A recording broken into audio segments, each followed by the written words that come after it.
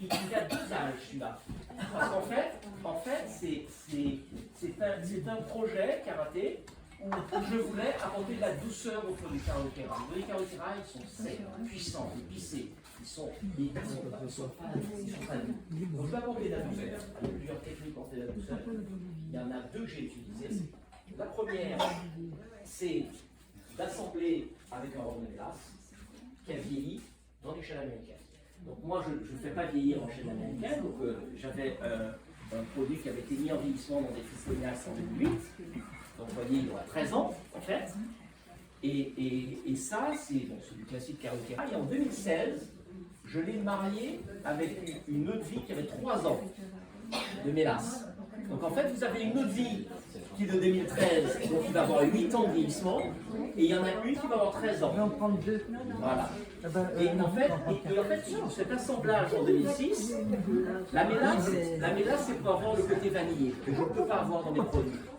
Et après, je les ai remis en vieillissement en 2016, pendant 5 ans, dans des fûts en vidange de cognac.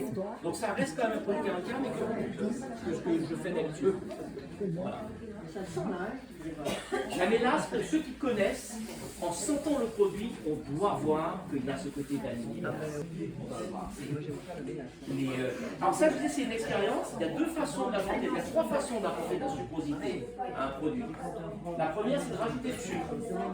Ça, c'est pas autorisé, je crois. Voilà. La deuxième, c'est de travailler sur du chêne américain. Du chêne américain, vous allez avoir de la sucrosité, de la douceur. La troisième façon pour avoir de la douceur, c'est de loger votre eau de vie à très bas degré dans votre fût. En fait, le fût, on parle d'extraction, mais il y a des composés, l'hémicellulose du bois n'a pas d'affinité dans un solvant alcoolique.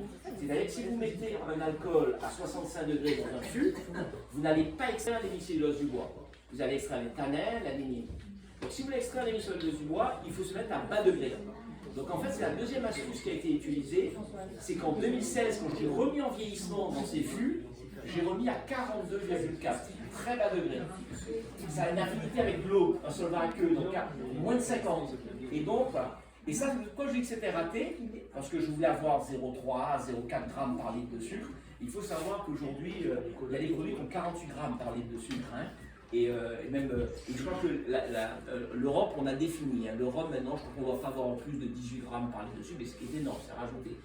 Bon, moi, je voulais avoir 0,3 grammes par litre de sucre naturel. En fait, il n'y en a même pas 0,1. Donc ça a raté.